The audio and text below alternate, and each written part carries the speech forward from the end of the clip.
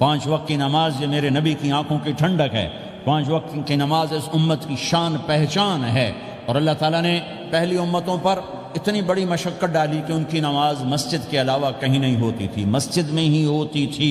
ہمارے لیے کتنی آسانی کر دی، جاب میں ہے مصلی بچھا نماز پڑھ، چلو مصلی بھی کوئی نہیں، زمین دیکھ اس پر کوئی گندگی تو کوئی نہیں ہے، بس زمین بھی تیرے لیے پاک ہے، چل نماز پڑھ۔ اور آسانی کر دی، پانی کوئی نہیں ہے کوئی بات نہیں، مٹی میں ہاتھ مار، منہ پہ مل، پھر ایک ہاتھ مار، یوں کر، چل نماز پڑھ، میں تیری قبول کروں گا۔ یہ کسی امت کے ساتھ یہ نہیں ہوا، انہیں وضو ہی کرنا تھا چاہے پانی 50 میل پر موجود ہو۔ اور ہمارے لیے پانی کوئی نہیں ہے، چلو تیمم، مٹی میں ہاتھ ہمارا یوں کیا، پھر ہاتھ ہمارا ایک یوں کیا ایک یوں کیا، چل بھائی اللہ اکبر قبول۔ عمار بن یاسر رضی اللہ تعالیٰ عنہ سفر میں تھے، ان کو نہانے کی ضرورت ہو گئی، نائٹ فال ہو گیا، تو انہوں نے سوچا کہ ویسے تو آدمی کو وضو کی ضرورت ہوتی ہے تو خالی منہ پہ ہاتھ مارا اور یوں کونیوں تک، لیکن مجھے تو غسل کی ضرورت ہے، تو خالی اس سے تو کافی نہیں ہوگا۔ تو انہوں نے کپڑے اتارے، اکیلے تھے، ریت کے اوپر کبھی یوں لیٹے کبھی یوں لیٹے کبھی یوں لیٹے، 3-4 دفعہ یوں اور یوں رول ہوتے ہوتے پھر انہوں نے نماز پڑھی۔ آئے اللہ کے نبی کی بارگاہ میں، یا رسول اللہ مجھے رات کو نہانے کی ضرورت پڑ گئی، تو میں نے کہا وضو کے لیے تو خالی یہ 2 دفعہ کرنا کافی ہے، تو یہ تو نہانا تھا، تو میں تو ریت میں خوب رول ہوتا رہا۔ میرے نبی نے انما یکفیک ضربتان، ارے سیدھے بندے عمار، اس کے لیے بھی اتنا ہی کافی تھا کہ تو یوں کرتا اور یوں کرتا اور تو پاک ہو جاتا۔ اللہ نے اس نبی کے طفیل، اس محبوب مصطفیٰ صلی اللہ علیہ وسلم کے طفیل، اللہ نے کیا کیا سہولتیں اور آسانیاں ہمیں عطا فرمائی۔ پھر نماز 4 کی 2 رکعت کر دی کہ بھئی تم مسافر ہو 2 پڑھو، روزے میں سفر میں روزہ معاف کر دیا، بعد میں رکھ لینا، بعد میں رکھ لینا، قضا کرنے کو حکم، بالکل چھوڑنے کا نہیں۔ اور کہا کہ بھائی مریض ہو چھوڑ دو، مسافر ہو چھوڑ دو، اور نماز 2 رکعت کر دو، سنتیں چھوڑ دو۔ ابن عمر رضی اللہ تعالیٰ عنہ بیٹھے تھے تو انہوں نے 2 رکعت پڑھ کے بیٹھ گئے، تو ان کے خادم نے کہا سنتیں نفل نہیں پڑھو گے؟ کہا اگر پڑھنا تو 4 فرض پڑھتا میں، میرے اللہ نے معافی دے دی تو میں کیوں پڑھوں؟ میرے نبی نے سفر میں سنتیں نہیں پڑھی کبھی، اپنی امت کو سہولت دینے، فجر کی سنتیں 2 پڑھتے تھے، اس کے علاوہ سنتیں نہیں پڑھی تاکہ میری امت کو سہولت ہو، آسانی ہو۔ ایک دفعہ بارش ہو رہی تھی اور کوئی جگہ نہیں تھی نماز پڑھنے کے لیے، تو آپ نے اپنی اونٹنی کو آگے کیا اور اس پر بیٹھ گئے، بیٹھے ہی تھے، پیچھے صحابہ نے اونٹنیوں پر ہی صفیں بنائیں، اور یہ نماز اونٹنی پہ بیٹھ کر ادا کی گئی بارش کے اندر۔ نماز اونٹنی کے اوپر نماز بھی ہو گئی، رکوع بھی ہو گیا، سجدہ بھی ہو گیا، سلام بھی ہو گیا۔ پہلی امتوں کے لیے نہیں تھا، سجدہ ہی کرنا پڑے گا۔ یہ اللہ کے محبوب مصطفیٰ صلی اللہ تعالی علیہ وسلم کی طفیل، میرے اللہ نے ہم پہ فضل و احسان کیا، تو میرے نبی کی زندگی میں عبادات میں نماز سب سے اعلیٰ نظر آتی ہے، سب سے نمایاں نظر آتی ہے۔ اور پھر بازار میں، گھر میں، دفتر میں، ماحول میں میرے نبی کے اخلاق، یہ زندگی کا دوسرا روشن پہلو ہے۔ میرے نبی کی ساری زندگی 2 لفظوں میں آتی ہے، عبادت اخلاق، عبادت اخلاق، یا 2 اور لفظ، حقوق اللہ حقوق العباد، حقوق اللہ حقوق العباد۔ حقوق اللہ میں نماز سب سے اعلیٰ، اور حقوق العباد میں لوگوں کی برداشت کرنا، لوگوں سے درگزر کرنا، معاف کرنا، جھوٹ سے بچنا، دھوکے سے بچنا۔ میرے نبی سے پوچھا گیا یا رسول اللہ مسلمان کنجوس ہو سکتا ہے؟ ہم نے کہا ہو سکتا ہے۔ یا رسول اللہ مسلمان کمزور ہو سکتا ہے، بزدل ہو سکتا ہے، ڈرپوک ہو سکتا ہے؟ آپ نے کہا ہو سکتا ہے۔ یا رسول اللہ مسلمان جھوٹ بول سکتا ہے؟ آپ نے کہا نہیں، جھوٹ نہیں بول سکتا، جھوٹ نہیں بول سکتا۔ ہاں، الا لعنت اللہ علی الکاذبین، جھوٹوں پہ اللہ کی لعنت۔ اس لعنت کے ساتھ 400 پاؤنڈ بچا لیے، 4000 بچا لیے، 4 ملین بچا لیے، 4 بلین بچا لیے، 4 ٹریلین بچا لیے، ساری دنیا کو بچا لیا، اور اوپر اللہ کی لعنت پڑی تو اللہ کی قسم گھاٹے کا سودا ہے۔ اور سچے ہو گئے، سچ بولا، یہ میں 100 پاؤنڈ کماتا ہوں، لے لو جو لینا ہے اس میں سے، یہ میں 1000 پاؤنڈ کماتا ہوں، لے لو جو لینا ہے، یہ میں 50,000 پاؤنڈ کماتا ہوں، لے لو جو لینا ہے، کہ مسلمان کی زبان سے جھوٹ نہیں نکلتا، سچ ہی بولتا ہے۔ آپ تشریف لے جا رہے ہیں، ایک آواز ہے یا رسول اللہ، آپ نے یوں دیکھا، کوئی نظر نہیں آیا، پھر آواز ہے یا رسول اللہ، تو آپ نے دیکھا کہ ہرنی ڈیر چھوٹی وہ کھڑی ہوئی، رسی میں بندھی، تو آپ نے کہا کیا ہوا؟ کہا جی آپ کا صحابی مجھے پکڑ کے لایا ہے، میرے چھوٹے چھوٹے بچے بھوک سے رو رہے ہوں گے، آپ مجھے چھوڑ دیں، میں بچوں کو دودھ پلا کے واپس آ جاتا، مجھے پتا ہے میرے اللہ کی تقدیر میرے بارے میں کیا ہے۔ تو آپ نے کہا اگر تو واپس نہ آئی تو پھر تو اس نے کہا مجھے اللہ جہنم میں ڈال دے۔ آپ نے اس کی رسی کھول دی، خود وہیں بیٹھ گئے۔ اس نے دوڑ لگائی اور پہاڑوں میں گم ہو گئی۔ تھوڑی دیر کے بعد وہ دوڑتی ہوئی آئی اور آ کے سر یا رسول اللہ میں حاضر ہو جاؤں۔ تو آپ نے اس کو باندھ کے وہیں آپ بیٹھ گئے نہیں۔ دیر کے بعد وہ صحابی آئے جنہوں نے اس کو شکار کیا تھا، پکڑا تھا، تو کہنے لگے، ان کا یا رسول اللہ آپ یہاں کیسے؟ کہا میں ایک درخواست لے کر آیا ہوں۔ کہا کیا؟ کہ یہ ہرنی مجھے ہدیہ کر دو۔ کہا یا رسول اللہ سب کچھ آپ کا ہے، کہنے بس یہ ہدیہ کر دو۔ یا رسول اللہ حاضر۔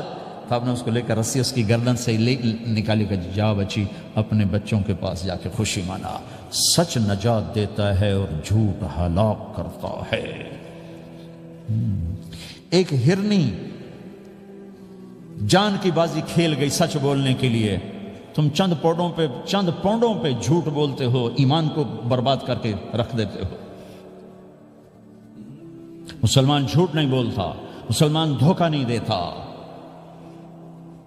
مسلمان کی زبان سے سخت بول نہیں نکلتا، کسی کو بے عزت نہیں کرتا، کسی کو کی بے اکرامی نہیں کرتا، کسی کا دل نہیں توڑتا، کسی کو ذلیل نہیں کرتا، خود سہتا ہے، اوروں کو خوشیاں دیتا ہے، خود دکھ سہتا ہے، اوروں کو راحت دیتا ہے، خود تکلیف سہتا ہے۔ یہ میرے نبی کے اخلاق ہیں، یہ میرے نبی کی زندگی ہے، اور یہ اسلام کا سب سے بڑا چیپٹر ہے اور سب سے مشکل چیپٹر ہے۔ جب میرے نبی نے لمبی نمازیں پڑھی تو اللہ نے روک دیا کہ میرے حبیب ما انزلنا علیک القرآن لتشقى، اتنی لمبی نماز نہ پڑھ کے تو تھک جائے۔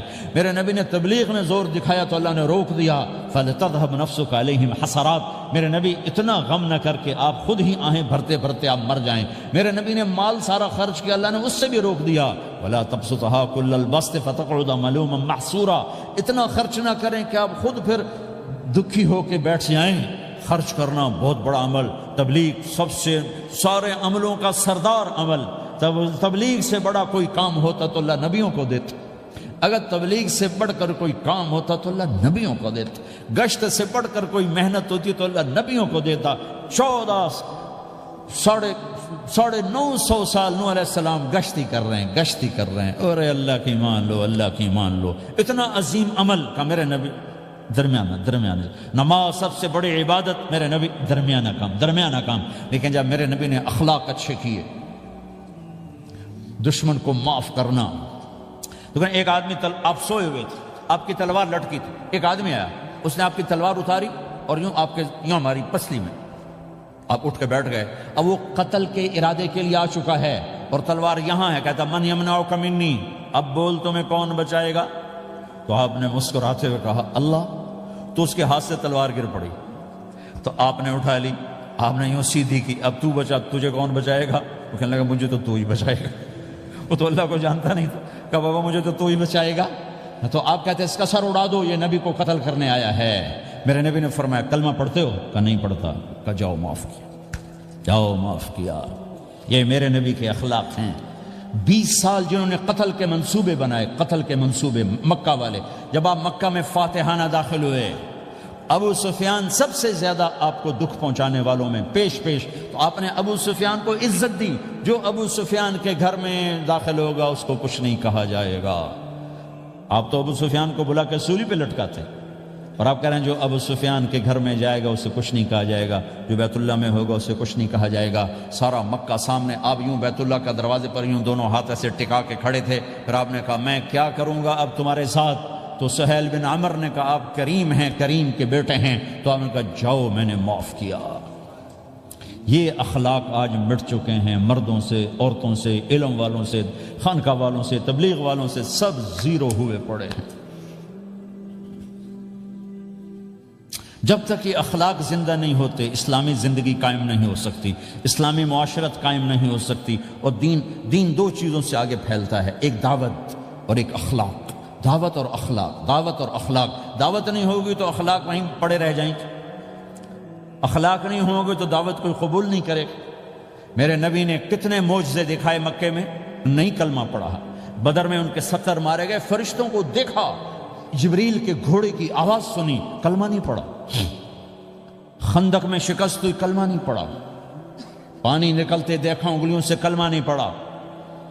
ایک بکرے کا ایک بازو پکایا، ایک بازو بکرے کا، ایک اگلا جو بازو ہوتا، اور 40 آدمیوں نے کھانا کھایا اور ایک بوٹی کم نہیں ہوئی، کلمہ نہیں پڑھا۔ لیکن جب میرے نبی نے کہا جاؤ معاف کیا تو سارے ہی کلمہ پڑ گئے کہ واقعہ یہ اخلاق نبی کے ہو سکتے۔ حنین کی جنگ میں جب بھاگے لوگ، شکست ہوئی، تو ایک صحابی کا بھاگتے ہوئے پاؤں ہمارے نبی کا پاؤں پر آیا، اور جوتا سخت تھا، تو آپ نے کہا اوجعتنی، اور آپ کے ہاتھ میں چھڑی تھی، آپ نے اس کو یوں ماری، اوجعتنی، ارے تو نے مجھے کتنا زیادہ درد پہنچایا، دکھ پہنچایا۔ وہ بیچارے پگھل کے رہ گئے اور پریشان ہو گئے، اور فرماتے ہیں سارا دن میں پریشان، ساری رات پریشان کہ اللہ کے نبی کو میں نے تکلیف پہنچائی، اب میرا کیا بنے گا؟ اگلا دن ہوا تو اعلان ہو رہا تھا بھائی جس کا پاؤں نبی کے پاؤں پہ آیا تھا اس کو اللہ کے نبی بلا رہے ہیں۔ تو صحابی کہنے لگے میں نے سمجھا بس اب میری تو دنیا بھی گئی اور آخرت بھی گئی، اب میرے اوپر کیس بنے گا اور مجھے ڈانٹ ڈپٹ بھی ہوگی، میرا کتنا بڑا گھاٹا نقصان ہوگا۔ یہ حاضر ہوئے ڈرتے ڈرتے، تو آپ نے فرمایا میرے بھائی کل میں نے تمہیں چھڑی ماری تھی، وہ مجھے معاف کر دینا، اور یہ 80 اونٹ تمہیں ہدیہ دیتا ہوں، 80 کیملز یعنی 80 پراڈو، 80 رینج روور کا یہ میری طرف سے تمہیں ہدیہ ہے۔ وہ حیران پریشان، یہ میرے نبی کے اخلاق ہیں، یہ میرے نبی کے اخلاق ہیں۔ کانٹے بچھانے والی نے 4 دن آنا چھوڑ دیا، بیمار ہو گئی تھی، تو آپ نے کیا بات ہے، وہ ہمارے راستے میں اب کانٹے کوئی نہیں ہیں؟ کہا جی وہ بیمار پڑی ہے جو کانٹے بچھاتے تھے۔ تو آپ اس کے گھر چلے گئے، ماں جی خیریت تو ہے، آپ ٹھیک تو ہیں؟ کہا بیٹا مجھے کلمہ پڑھا دے، بس تیرے اخلاق نے مجھے فتح کر لیا ہے۔ میرے بھائیوں یہ چیپٹر بھول چکے ہیں، بھول چکے ہیں، بھول چکے ہیں۔ جب تک یہ چیپٹر زندہ نہیں ہوگا زندگی اسلامی نہیں بنے گی، معاشرہ اسلامی نہیں بنے گا، اور آگے قوموں کے لیے اسلام کا دروازہ نہیں کھلے گا۔ ہمیں معاف کرنا آتا ہو، ہمیں گالی دینے والے کو دعا دینا آتا ہو، غیبت کرنے والے کی تعریف آتی ہو، اور غیبت کرنے سے، غیبت سننے سے اپنے آپ کو ایسے بچاؤ جیسے زہر سے بچاتے ہو، جیسے آگ سے بچاتے ہو۔ ایک دوسرے کو نفرت کا بول نہ بولو ورنہ ساری زندگی تباہ و برباد ہو جائے گی۔ میرے رب کی قسم، میرے نبی نے کہا ایک زبان کا بول انسان بولتا ہے اور جہنم کی گہرائیوں میں گر جاتا ہے، اور ایک زبان کا بول انسان بولتا ہے اور جنت کے درجات پر چڑھ جاتا ہے۔ یہ زبان بہت طاقتور چیز ہے، میں ہر بیان میں اس کو دہرا رہا ہوں کہ جتنا یہ عمل ختم ہو چکا ہے اتنا کوئی عمل بھی نہیں ختم ہوا ہے۔ اور ایک صحابی ہیں ابو دجانہ۔ کون ابو دجانہ؟ السابقون الاولون من المہاجرین والانصار، اس میں پہلی صف کے صحابہ۔ کون ابو دجانہ؟ جب آپ حج پر گئے تو اپنی جگہ مدینے کا امیر ابو دجانہ کو بنایا۔ ابو دجانہ حج میں شریک نہیں ہوئے کہ آپ نے اپنی جگہ ان کو اپنا نائب بنا کے وہاں کھڑا فرمایا ابو دجانہ میری جگہ پر مدینے کا امیر ہے، یہ وہ ابو دجانہ ہیں۔ کون ابو دجانہ؟ جو جنگ بدر سے لے کر آخری حج تک ہر سفر میں شریک ہیں، ہر سفر میں شریک ہیں۔ ان کی ایک بات میں بتانا چاہتا ہوں، پہلے تھوڑی سی ان کی ہسٹری بتانا چاہتا ہوں۔ کون ابو دجانہ؟ احد کی جنگ میں آپ نے تلوار اٹھائی، کہا اس تلوار کو کون لے گا؟ کئی صحابہ کھڑے ہو گئے۔ آپ نے کہا اس تلوار کا حق کون ادا کرے گا؟ سارے بیٹھ گئے، 3 آدمی کھڑے رہے، ایک زبیر بن عوام، ایک عمر بن خطاب، ایک ابو دجانہ۔ ان کا نام ہے سماک بن خرشنہ، سماک بن خرشنہ ان کا نام ابو دجانہ سے مشہور ہے۔ تو آپ نے تلوار نہ عمر کو دی نہ زبیر کو دی، ابو دجانہ کو دی تھی۔ تو عمر رضی اللہ عنہ نے تو محسوس نہیں کیا، حضرت زبیر نے محسوس کیا کہ اس کو کیوں دی، مجھے کیوں نہیں دی؟ میں مہاجرین میں سے ہوں، میں پھوپھی کا بیٹا ہوں، میں اس سے دلیری میں کم نہیں ہوں۔ بلکہ حضرت زبیر کی دلیری کی تو دھک تھی، جدھر سلوار چلتی تھی کاٹتی چلی جاتی تھی، کہنے لگا میں دیکھوں گا یہ کیا کرتا ہے۔ تو ابو دجانہ کے پیچھے پیچھے زبیر ہو لیے۔ تو ابو دجانہ نے جو حملہ کیا تو 3000 کا لشکر تھا، اس کو چیر کے پار نکل کے، پورے لشکر کو کاٹ کے پار نکل کے، اور آگے عورتیں کھڑی تھیں جو مکے کے لشکر کو تیار کر رہی تھیں۔ نحن بنات طارقی نمشی علی النمارق مشی القتل بوارق المسک فی المخالق المسک فی المفارق والدر فی المخالق ان تقبلوا نعانقی وتدبروا نفارقی فراق غیر وامقی۔ یہ گانا گا رہی تھیں اور ان کو تیار کر رہی تھیں۔ تو جب ابو دجانہ کی تلوار نظر آئی تو سب بھاگی، ہندا پکڑی گئی، تو آپ نے یوں اپنی تلوار ہندا کے سر پر رکھی، انہوں نے چیخ ماری، تلوار ہٹا لی۔ تو زبیر پیچھے پیچھے کہ کیا کیا ہے؟ جنگ میں اگر کوئی عورت حصہ لے اسے مارنا جائز ہے، ویسے جائز نہیں ہے، عورت کو، بچے کو، بوڑھے کو ہاتھ لگانا جائز نہیں ہے۔ تو انہوں نے کہا تلوار کیوں نہیں چلائی؟ کہا میرے محبوب کی تلوار ہے، عورت کے خون سے رنگین کر کے اس کی شان نہیں گھٹانا چاہتا، یہ میرے نبی کی تلوار۔ پھر واپس ہوئے، پھر اٹیک کیا اور پھر مجمع کو چیر دیا۔ سامنے ایک آدمی آ رہا تھا ہاتھی کی طرح، اتنا لمبا موٹا تازہ، تو زبیر کہنے لگے میرے جی میں آیا کبھی اس کی ٹکر ہونا پھر میں دیکھوں ابو دجانہ کیا چیز ہے۔